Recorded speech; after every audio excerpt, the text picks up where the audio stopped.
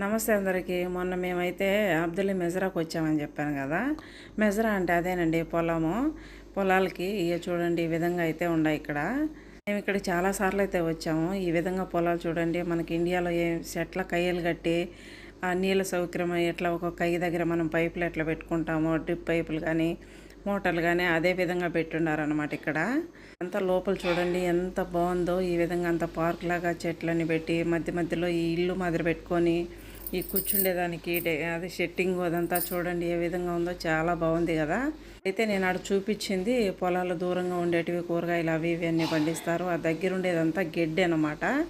గెడ్డి అంటే ఇక్కడ ఎందుకు, ఇక్కడ మేకలు గొర్రెలు బాతులు కోళ్ళు నాటుకోళ్ళు అన్నీ ఉన్నాయి, పారం కోళ్ళు అన్నీ ఉన్నాయి అన్నమాట.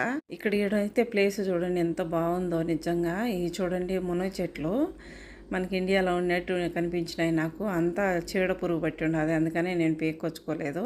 ఇక్కడ చూడండి వంగ చెట్లు, బెండ చెట్లు, పుదీనా, కొత్తిమీర అన్ని రకాల కూరగాయలు అయితే ఇక్కడ వేసున్నారు అనమాట.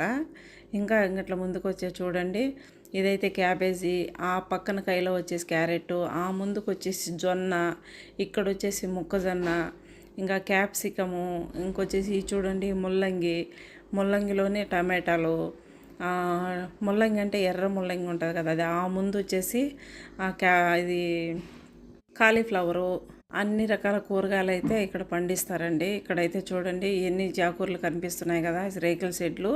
అక్కడ దూరంగా కనిపించేటి గొర్రెలు మేకలు ఉన్నాయి.